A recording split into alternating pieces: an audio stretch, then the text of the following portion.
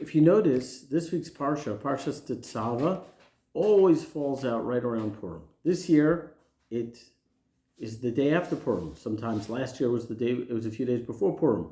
What's the deep connection between this week's Parsha and Purim? Possibly a connection is as follows. Parshas Tetzaveh teaches us about the clothing, the outfit, the costume of the Kohen and the Kohen Gadol, of the priest and the high priest. Now, Purim is the time we dress up in costumes. What's the concept behind dressing up in costumes? There's a story told of an old town in Europe where there was a rich man and a poor man who lived right across from each other. And the rich man was not the kindest person. He was a little self-centered and focused on himself and focused on his own pleasures. Whereas the poor person had very little, but he was focused on helping others and doing for others. Purim was coming, and they were both thinking, what could we dress up like on Purim? And each one on their own, without communicating with the other, came up with a great idea. The rich man said, I'm going to dress up like a poor man. I'm going to find a tattered shirt. I'm going to find a ripped hat. I'm going to find an old backpack. And he came up with the whole get-up. His hair looking in bad shape. The whole thing. The poor man said, what can I dress up like? I know I'll dress up like a wealthy man. And he found a nice looking jacket, and he found something that made him look elegant. And he put it all together, scrapping up something that he found from here, a secondhand coat over there. He put it all together.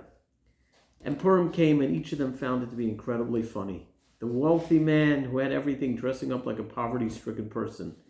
And the poverty-stricken person dressing up like he's wealthy. But someone who heard the story once said, maybe they weren't dressing up. Maybe their costumes show who they really are. You know, you could be rich. You could have millions of dollars in the bank and be so poor. And you could have nothing and be the wealthiest man in the world. Maybe Purim is not just about dressing up, but it's about showing who you really are. When you decide your costume, when you decide what to dress up like, when you decide what you find funny or entertaining or ironic, maybe you're telling us something very deep about yourself. And the Kohen is seemingly a simple person, but look at that regal, royal finery that he has. And when he does that, when he dresses that way, he becomes a different person. You know the old expression, the old adage, the clothing make the man. Not in a superficial way, but it brings something out. As the Talmud says, mani mechabdusi, my clothing give me honor, because they bring my significance out. The Hebrew word for honor is kavod. Says Rav Shamshon Raphael Hirsch, the great German philosopher, kavod is connected to the word kaved, heavy, significant, important. My clothing shows my importance. Purim, I'm showing who I really am. What importance do I have or do I not have? And we go from there directly into Parshas Tetzaveh. The Kohen Gadol, shows us who they really are in a very deep, very beautiful, meaningful way. Let's take the message of our clothing, how we dress, what we value,